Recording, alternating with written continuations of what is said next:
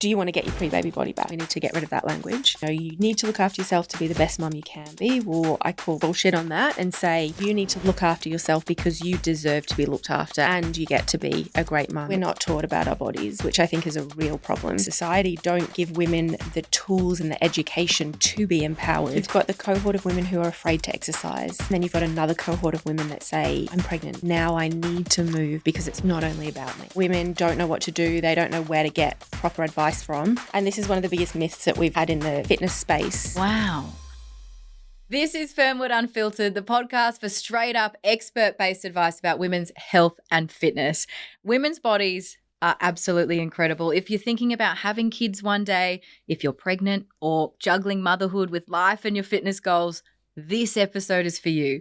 Whether you want safe exercise tips, help rebuilding strength, or advice to stay motivated long term, you'll get a lot from this chat. Share it with your mum friends, share it with all your friends, mums to be, or anyone thinking about starting a family. Jen Dugard is a pre- and postnatal educator, author, and fitness business coach on a mission to change how mums are supported in the fitness world. She also helps other fitness professionals build strong, impactful businesses so they can create real change and empower women in their health and fitness journeys. And I am thrilled that Jen joins us on Fernwood Unfiltered. Jen, how are you? I'm good, Georgie. How are you? I'm so well. Excited to be here. I'm so excited to have you. How often do you think would you get unsolicited questions from people about their life? Just being like, Jen, fix everything. Tell me everything. It's funny, isn't it? You go to a party and you just share what you do, and then all of a sudden you've got this relay of questions and you're like, can you just go and get a personal trainer or go to a doctor?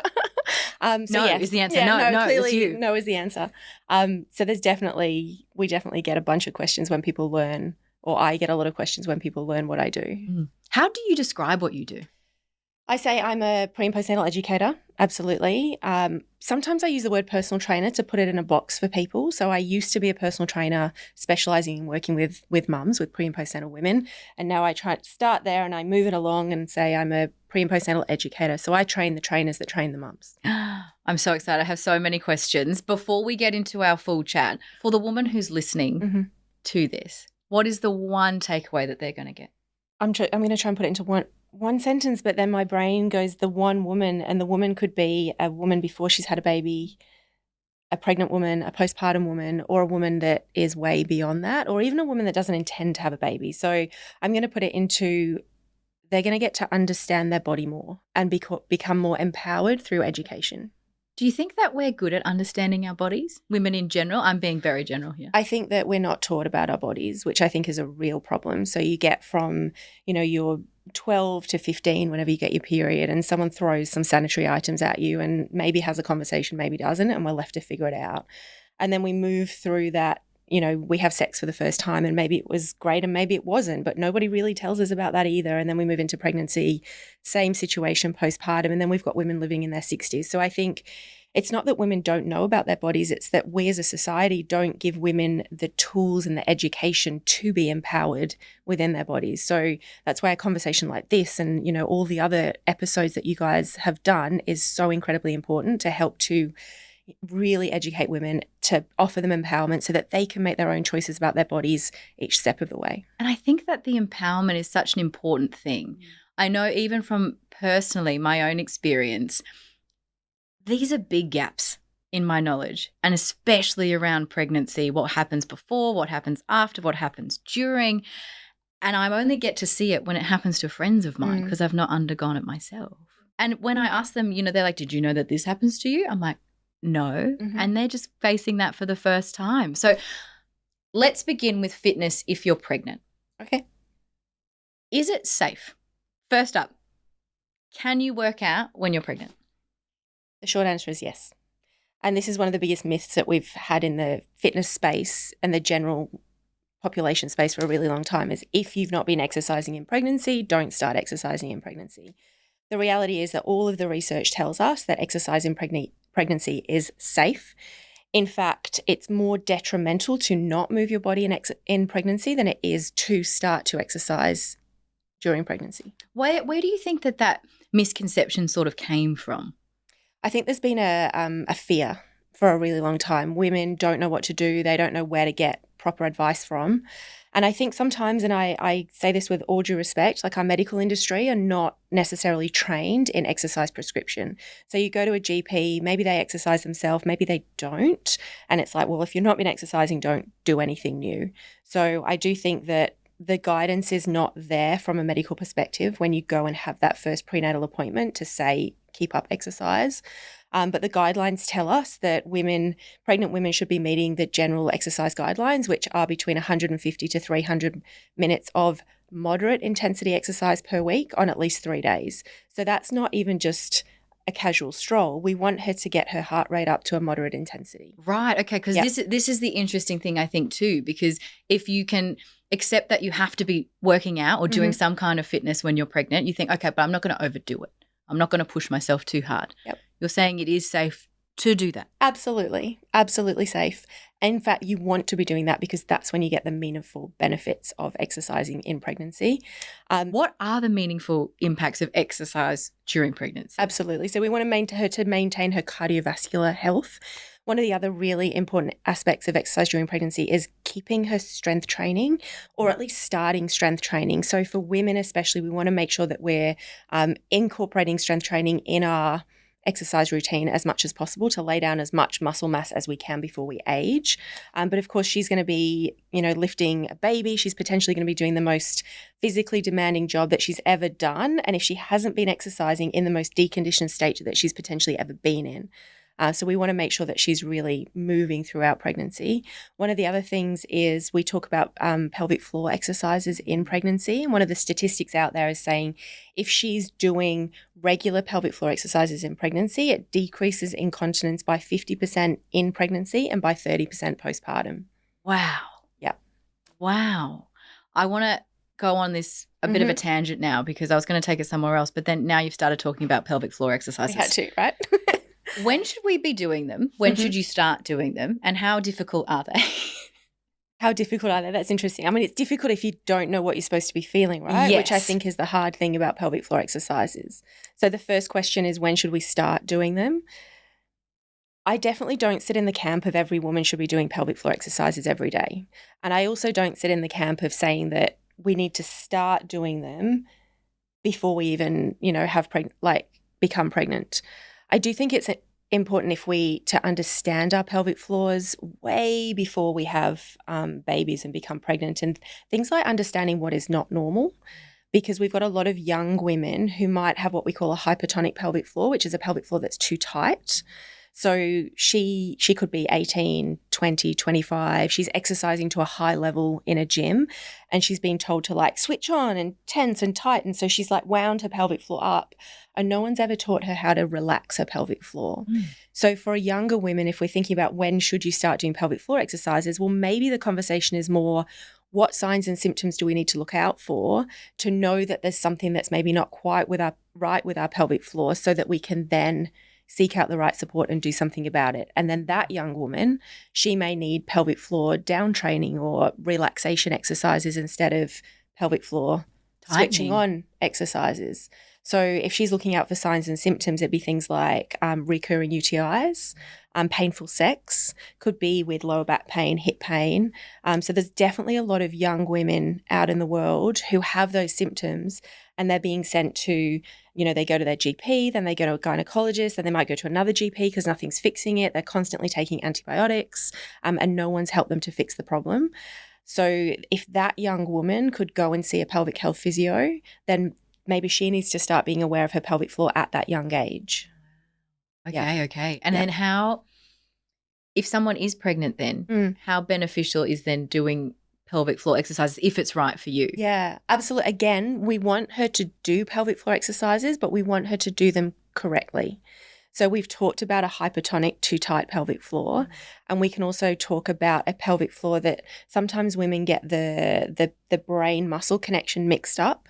So when she thinks she's drawing her pelvic floor up, she's actually pushing out. Yeah. Really? So research tells us that it's about 60% of women, when they just read from a brochure about how to do their pelvic floor or verbally someone tells them how to do it, instead of drawing up, they're actually bearing down. Wow. Yeah, so you could be a pregnant woman going, I've got to do my pelvic floor exercises, sitting at traffic lights and pushing out instead of drawing up. Now, on one hand, you got to push a baby out. So if you are pushing down, maybe we could say that's a good thing. Mm-hmm. But on the other side, if you're then going into a gym and maybe you've been strength training pre-pregnancy and you continue to strength train throughout your pregnancy and you've got a barbell on your back or you're doing a deadlift or whatever it is, and your trainer or someone says like brace or tense or activate your pelvic floor, now you're activating your pelvic floor and you're pushing out under load. Okay. So that could happen in pregnancy and it can happen postpartum as well. No, you don't necessarily want that. That's not good. We don't want that we don't want, we don't want bearing down through the pelvic floor. So I think rather than the question being when do we need to start, it's when should we as women be offered guidance around when something is not right. Back to basics, Yep. Jen. What is a pelvic floor? Great question. Thank you. It was completely unscripted. So your pelvic floor is a group of muscles, and a lot of people think that they run kind of front to back, but they don't. They sit inside the bones of your pelvis. So in a woman, you've got your bladder at the front, the uterus in the middle, and your rectum at the back. And the pelvic floor is a group of muscles that attach onto the bony pelvis, and they keep those organs. One of their main jobs is to keep those organs in the right place and in the right position. Right. Yep. So when you add potentially a fetus or a child in there growing moving baby. things around, that can have big impacts. Absolutely. There's a lot more pressure down through the pelvic floor, and she's going to put on weight, which is a very normal part of pregnancy. And again, the heavier that we are, the more potential pressure on our pelvic floor. And if you do receive that pressure and then that damages the pelvic floor, what does that lead to? So again, if we know our pelvic floor is working well, then ideally that pressure is managed by those well-functioning muscles. But if our pelvic floor is not working well, the the extended period of downward pressure on the pelvic floor can have them stretch and lengthen, and they don't do their job as well as they used to. The other thing, one of the major factors of any kind of pelvic floor damage is a vaginal delivery. And I don't want to say, whenever I say damage or, use certain words, I never want to create fear in women.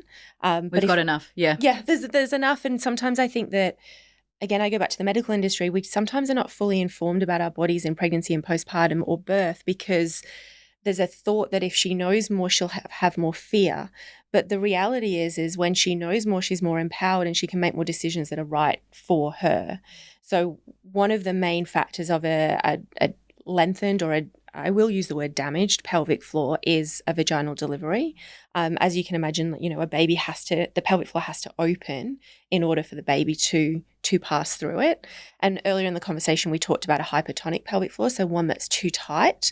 So if she doesn't know how to contract and release her pelvic floor, there's the possibility that the pelvic floor that's too tight can make having a vaginal delivery harder. There's also another measurement of the perineum. So from the perineum sits from the back of her vagina to her anus. And if that measurement, I think is about halfway through pregnancy, is under 3 centimeters, then that is a potential warning sign that she's going to have a harder delivery and she's potentially going to tear. So all of these things are, we want to know about our pelvic floors. We want to know where to get help about our pelvic floors, and then we can make conscious decisions during our pregnancy so that we get to the day of the birth with the most education and being the most prepared that we possibly can be to hopefully prevent birth trauma, pelvic floor damage, trauma, whatever it may be. And then the recovery that then comes with that as well. Yeah. Yeah. I'm not sure if this is possible, but what should it feel like? We can try and do one if you like. We can try and do it. Let's do it. Cool. So maybe just put both feet on the floor. Yeah, both feet on the floor. Yeah. Yes. If you're listening at home, put both feet on the floor. Flat on the floor. Just take your hands and just put them on your tummy, because you don't want your tummy to be super tight. Okay. So just try and relax. I was literally sucking imagine in. there's no cameras here and just let it hang out. Okay. Yeah. Okay, cool. Gosh. So then just take a natural breath in and then just breathe all the way out. So you're just nice and relaxed. Good. And then we're going to take another breath in. And then on the breath out, you can imagine your front passage is drawing in and up. So when I'm saying front passage, so you've got anal sphincter at the back and then vagina in the middle. You've got urethra at the front, but let's just call vagina front passage. So we're going to gently draw in and up through your front passage. One analogy could be, imagine you've got a tampon inserted, you're squeezing it in and you're drawing it up. But don't squeeze your bum too much. Try and really feel that pelvic floor. Okay. So take a natural breath in. And as you breathe out, just gently draw front passage in and up. It feels tight. Yeah, I'm trying. You can feel it It pulling feels up. that pull up. Yeah. Yeah. Okay. So that's what we want. But a lot of people, when you ask them to do that, then they start bracing through their abdominal wall, or some people actually might feel themselves push out. And if you feel yourself push out, then that is the wrong thing. And when you're sitting on a chair, although you can't, feel your pelvic floor, you probably could feel a bit of feedback from the chair if you're pushing out. So it's as little as possible happening on the outside. Okay. And just feeling that drawing in and up. Oh, I'm loving this. We're doing internal fitness. So We're much. getting all of the fitness. I have derailed the conversation slightly. I think that was important though. I genuinely, I don't know these things. So I'm sure that our listeners don't know either. I promise we are going to get back to training while pregnant. That's okay. Too. But before we do, let's just take a quick break. And remember, if you are getting so much out of this podcast, people in your life are going to get so much out of it as well. So make sure you share this episode with someone you love. Because I completely derailed us before, Jen, if we return to pregnant women training to benefit their bodies and their minds, though, I think that's probably a key thing here too, right? It's safe for women to train and it's going to benefit not only them physically but mentally. Yep. Has that been your experience? Absolutely. Perinatal and postnatal depression is a thing, and we know that exercise and movement helps to mitigate that, and especially because then we put women often in group training environments and they have this circle of support because there's so many women raising babies without their village or without the village that they grew up with. So an exercise environment is a really good way to create that village in a really, healthy and safe space. And you can have these conversations. Yes. Conversations that we should have been having for decades. Absolutely. And sometimes it's like this is the first opportunity for so many people. When I educate trainers, I often say to them, you're a conversation starter. Yes, you've got all this knowledge, but at the end of the day, you start conversations with women about things that they're often not being spoken to about anywhere else. How often should a pregnant woman be training if she's feeling able to? If she has the capacity, how often can she be doing training? How long can she be training for? The ideal recommendations are that you're moving for around 60 minutes each day. Yeah, and including strength training on at least 2 days per week. But I would, if you've been training, I wouldn't say it says 2 days a week, so now only train 2 days a week. If you're used to strength training, or even if you're not and you're enjoying it, so we can take a woman who's never done any strength training before, match her up with a trainer who knows what they're doing, ease her into a strength training environment. She could be strength training 3-4 days a week, and it could be really, really beneficial. That's something I think is key. Yeah. People who maybe haven't even done any fitness previously then find themselves pregnant. It's like, well, why would I start now? You should. Please do. Yeah, please do. Please do. Is there different workouts or different levels of intensity of workout that women should be doing based on a trimester? So first trimester versus second trimester and then the last trimester, what they should and shouldn't be doing? I'd rather align with the woman and how she's feeling rather than, you should do this in the first trimester, you should do this in the second. Obviously, we've got, some women will want to go slower in that, not obviously, but some women will want to go slower in the first trimester, especially if they've had, experienced pregnancy loss or they've had IVF or they've struggled to get pregnant. It still is the more tentative time, that first 12 weeks of being pregnant. So she may very well want to slow down and we really need to respond to that. Someone who's become pregnant, and I'm going to say relatively easily with a lot of awareness that that's not everyone's experience, may just want to continue training pretty much in the same way that she's been doing beforehand. I would start to down train any strong abdominal core work, so crunches and big twists, just to start to let that abdominal wall kind of relax a little bit, to start to allow space for a growing baby, and that continues throughout the whole pregnancy. But in terms of specific guidelines, third trimester, she's bigger, her center of gravity has moved, so we're going to need to adapt exercises as we get bigger and heavier. But again, somebody else might be third trimester and still moving really well. So it's going to be down to the way the woman feels in each trimester, and also the trainer that's working with her or the class that she's in, looking at how she's moving, listening to what she's feeling. Like, is she feeling pressure through her pelvic floor? If she is doing Olympic lifting, so the guidelines do say to use single arm. You might use a dumbbell instead of a barbell so that we don't change the line of how she moves from the ground up ahead. A lot of women don't do that, and they change the bar path, but a lot of those women will also afterwards say it was really hard to get that movement back again. Some people will say, I want to run throughout my whole pregnancy. But what about her pelvic floor? Yeah. So, when you run, there's downward pressure on your pelvic floor and on your pelvis the whole way through. So I sit in the camp of saying, once you hit that 24, 25 weeks, maybe consider doing something else. Again, we'll see women run throughout the whole pregnancy. They'll say, I'm fine. I've never heard anyone say that I wish I'd run through my pregnancy that didn't. I've heard lots of women say, I wish I'd stopped running through my pregnancy because my pelvic floor maybe is not the same. So we're training when we're pregnant, and that is completely safe. Mm-hmm. When should you really ease off though? When should you not be doing anything? Yeah, when you just said it's completely safe, I just want to highlight if there's any medical conditions or if anything doesn't feel right, it's not the time to push through. So although we really want to advocate for exercise, we also want to advocate for if you feel some contractions that are not normal, or there's any bleeding or any fluid, or you're feeling dizzy, like it's not like, you'd normally your trainer would be like, just keep going anyway. Well, hopefully not. But pregnancy is not the time to keep going if something doesn't feel right. So always do consult back to your medical professional, your GP or your midwife or obstetrician. But outside of that, generally it's safe. The next question was, when do you stop? I don't know. I've had women go into labour the next day. Really? Yeah. Really? Yep. Wow. And completely fine. Completely fine. Depends on the person. Well, it depends on the person, and it's, there's modifications that we want to make during pregnancy.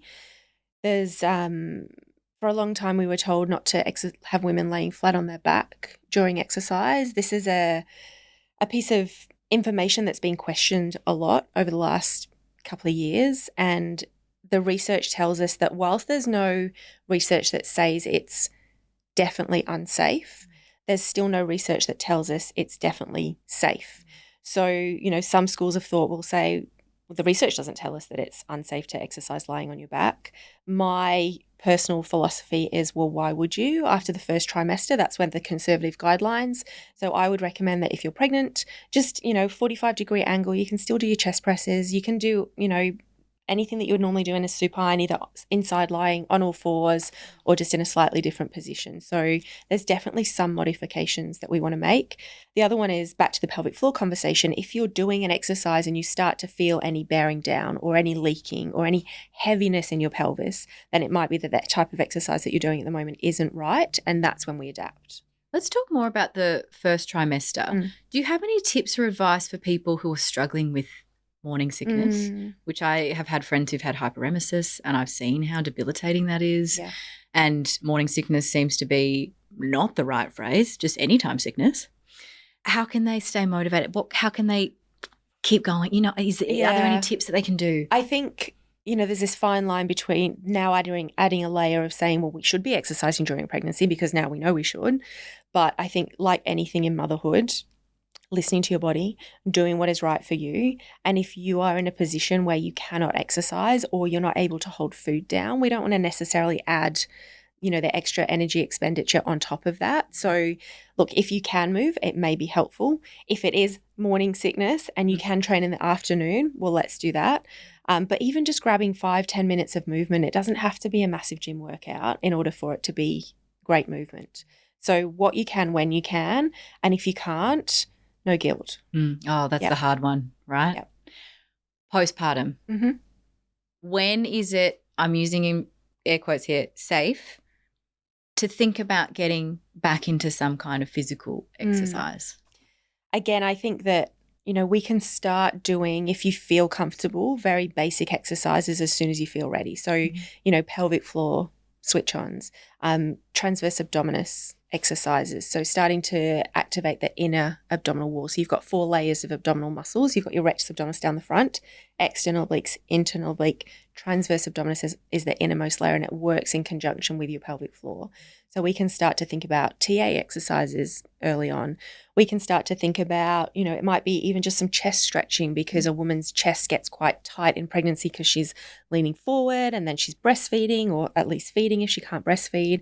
So we want to, gentle stretching that opens up her chest, potentially some back activation exercises that are working the rhomboids. So she keeps the, chest Chest open and The back posture. strong. Absolutely. Hip flexor stretching, glute activations. Again, your hips, you're sitting down a lot. You've got that forward movement. So, basic postural exercises, she can start whenever she likes. The general guidelines still at the moment are to go back into a gym or start to formally train is you need to have your 6-week checkup from your doctor, your GP, or your midwife. The important thing to remember about the 6-week checkup, though, is it's not a clearance to exercise. Okay. The 6-week checkup is the end of her postpartum medical care. And in the fitness industry, we've used that to say, and now you're cleared to exercise.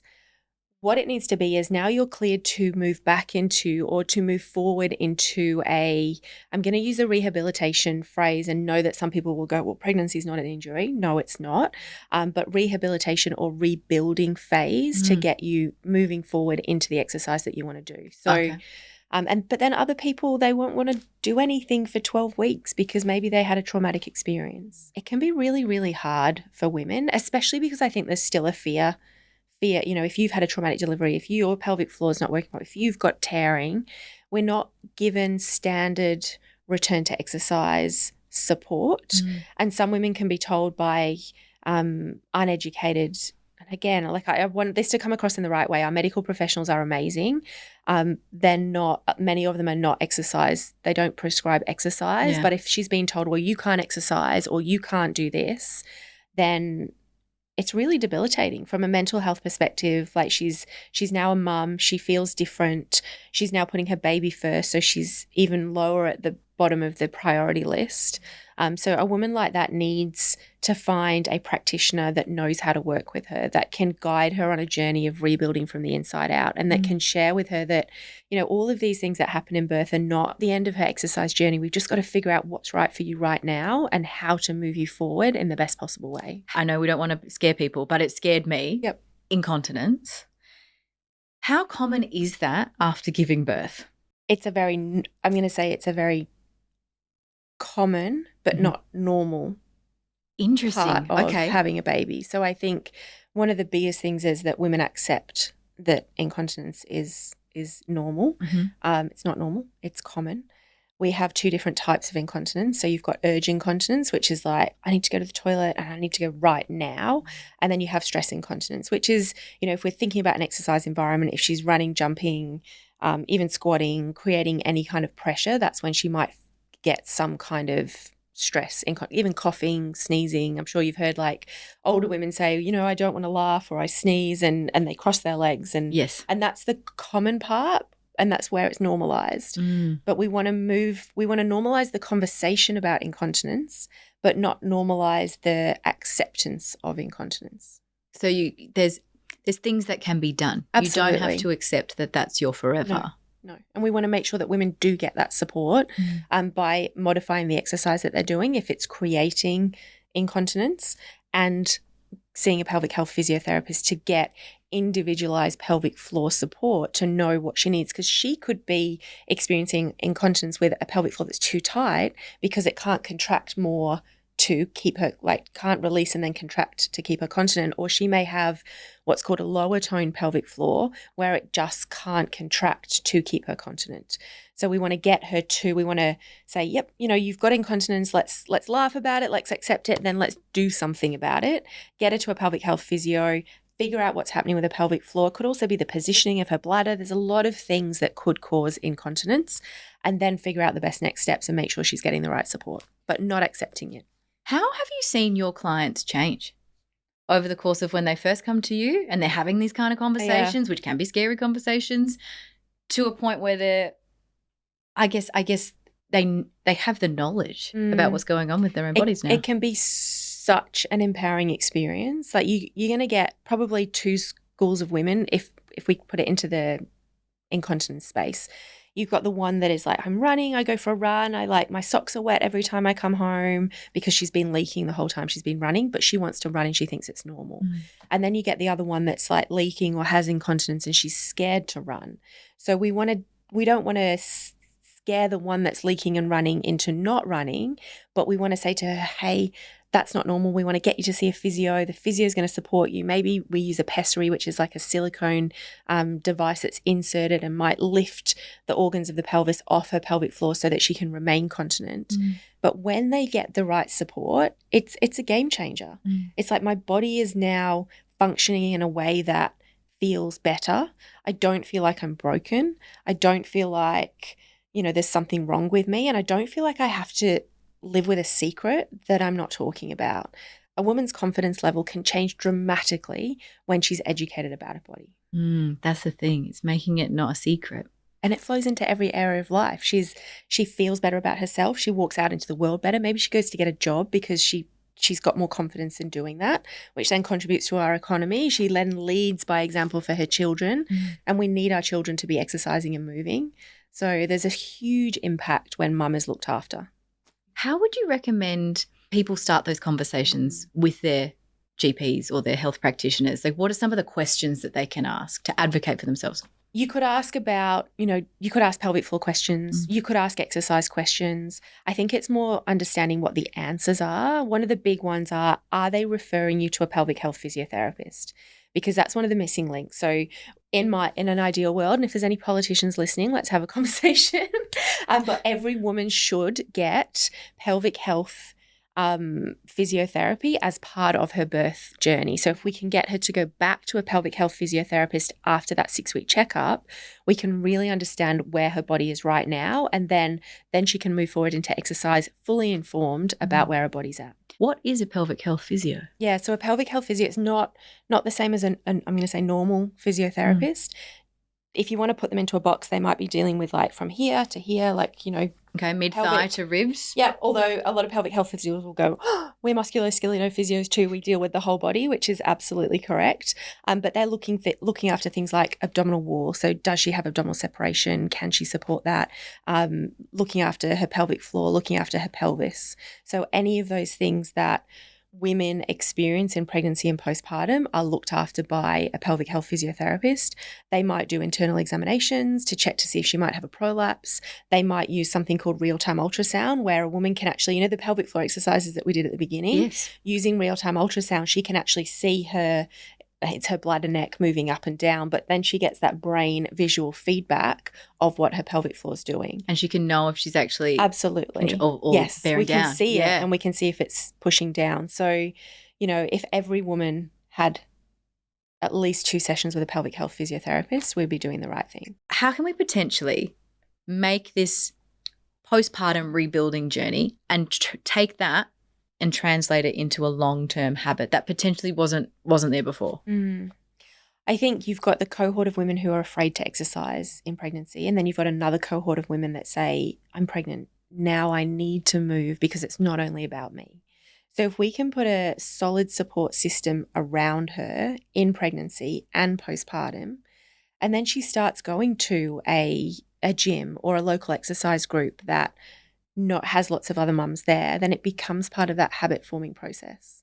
That's key, is the community, right? Absolutely. Because I know friends of mine who've really struggled to get back to the gym. Maybe their partner's working and they just don't have the time. They don't have the family around them, but they've then found a gym that has a creche, or they've got, mums and bubs classes, and it's been life-changing for them. Absolutely. I think it's really important to know that if you were exercising beforehand and it's not feeling right now, there are lots of other options out there. So finding a space where you feel comfortable, where the trainer that you're working with or the class that you're walking into has knowledge to support you, because it's when women feel like, the trainer doesn't really understand me, that they potentially stop going, and then it's harder to pick up that habit later on. I think as well, a lot of women will walk into a gym, and the trainer, if they're doing a goal setting session, will say to them, do you want to get your pre-baby body back? Or the whole conversation is wrapped around the fact that she should be smaller, or the only motivation that she has or should have to move her body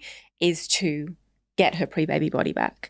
And if no trainer or no instructor or no gym ever use the language, get your pre-baby body back again, I think we'd be doing a massive service to our postpartum women. And if we can promote more of that rebuild from the inside out, so really get to know your body, your pelvic floor, your abdominal wall, all of your postural, muscles, and do all those basic exercises, then we'd be setting women up for, one, not feeling bad about herself all the time, but two, a lifetime of exercise built on a really strong foundation. Your body's just going to be different, isn't it? Of course. It's not it's not going to be the same. No, and we think that women should be, well, number one, we think smaller is better, and we need to get rid of that language. And we need to ensure that all women know that their self-worth is not wrapped up in the size or shape of their body. And your body literally just created a human. So, yeah, it's gone through a bit. Absolutely. I've worked with so many women who've taken the pressure off, gone through that rebuilding process. They learn all the things that they never knew about their body, and maybe now they're stronger and fitter than they'd ever been before. It could be a new love story with your body. Absolutely. I like that. Yeah. I think it's a really good opportunity, especially women that have maybe over-exercised, under-eaten, messes up your metabolism, right? And, throughout pregnancy, you're likely to put on some body weight. We also have this big opportunity to reset your metabolism and reset those habits and those thought patterns, and also make sure that we're not passing that on to our children.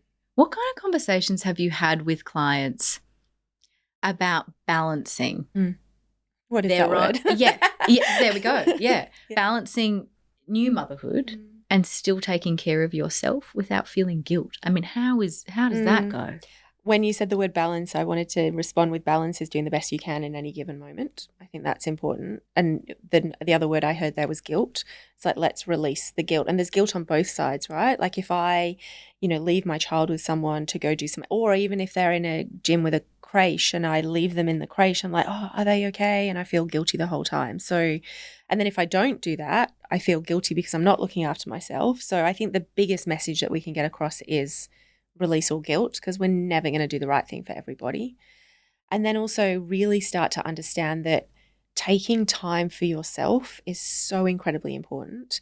A lot of people will say, you need to look after yourself to be the best mum you can be. Well, I call bullshit on that and say you need to look after yourself because you deserve to be looked after as a woman, and you get to be a great mum if you're being looked after. So I think looking after ourselves, it's not always the big things either. It can be closing the door on the toilet and having an extra 5 minutes on your phone when everyone's screaming outside because that's all you can get. It's not cooking dinner tonight because takeaway is the best thing for your mental health, not feeling like you have to do another thing. It's asking for help, which I think is a really key one because a lot of women don't ask for help. Do you have any more practical kind of tips about how best to work in workouts in the life of a busy mum? Yeah. Like finding that time. I think motherhood has seasons of life. Yeah. Or seasons. We all have seasons of life. A new mum may or may not be able to get out the door. So what about a workout at home? Even, finding on YouTube, there's a lot of free stuff out there these days as well as there is paid for elements. So a 15-minute workout at home, a walk with the baby when the baby's sleeping. I also want to say you sleep as well at that point. But, and just looking at and being ready to adjust if something's not working out. But I go back to the community as well. It's like if you know that the space you're going to for a workout has community, there's that extra element of wanting to get there. You talk about, just mentioned sleep there. How big of a factor is sleep deprivation for a new mum and how it affects them? You've got two schools, right? So I've got this friend who's had a baby recently and he talks about how his child sleeps and all of this kind of thing goes on. And then he feels guilty for talking about that. Oh, yeah. And I can relate to that because I was the mum of a sleeper the first time around. So my son, I'd put him down to sleep and he'd go to sleep and I'd turn up to a mother's group and they're all talking about how to get your child to sleep. And I'm like, you do this, this, this, and this, and then they go to sleep. Fast forward 2 years later and I get a child that didn't sleep at all. In fact, she didn't have a full night's sleep for the whole 18 months of her life, first 18 months of her life. And she was still waking us up at, 10, 11, 12. So I went back to my mother's group, promptly apologized, had nothing to do with me, all to do with the child. Sleep is huge and mums are not getting it. Rest or workout, probably rest 9 times out of 10. It's not when we start, it's not the time of life to just push through things. On the flip side, energy can create energy. So we need to, again, work with someone if we need support or really think about is exercise going to help me feel more energized, or is it actually just going to wipe me out for the rest of the day? And then make choices. And it's going to be different every day of the week. And cut yourself some slack. Absolutely. And change the workout. Like a great trainer, if you're walking into a group environment with a trainer, will ask you, how do you feel today on the scale of 1 to 10? How did you sleep last night? And if they've got a really, high intensity or heavy workout plan, they're going to change that based on your answers. And they're also going to be able to change that for every single person in the room. So you might have a group of 10 mums, and a great instructor will have all 10 mums doing something slightly different based on their body and based on their capacity on any given day. Number one takeaway, I know it's hard because we've had about 58 million takeaways, but what's such a key takeaway that you want our listeners to know? Advocate for yourself. If there's something with your body, either pre-pregnancy, pregnancy, postpartum, and way beyond that. So we've got women in their 40s, 50s, 60s still living with contraindications or symptoms that may have been caused by pregnancy or postpartum, and everyone's told them it's normal. If something isn't normal for you, go and get support. And that support could be with your GP, your obstetrician, your midwife. Beyond that, it could be with a pelvic health physiotherapist. If you're walking into a gym, find a trainer that has education in pre and postnatal exercise and ask the questions. So don't settle for someone just telling you something is normal. Ask questions and ask them again, and then find somebody else. Love that. You don't accept that the new Absolutely normal is not. normal. It's not normal. That's the thing. What even is normal though? Jen, thank you so much for joining us on Fernwood Unfiltered this week. Where can we find you? Where are the best resources for you? Absolutely. So my website is mumsafemovement.com. So if you're a mum or a trainer, you can go and find me there. I also like hanging out on Instagram, which is just my name @Jen Dugard. Love that. So if anyone's got any questions, I'm so happy to answer questions. Well, Jen, thank you so much for answering all of the questions that I have fired at you today. I've learned so much, and if I've learned so much, it means that you're going to have learned so much, and someone in your life who needs this conversation will learn so much. So make sure you share this episode. That's been another episode of Fernwood Unfiltered. Until next time.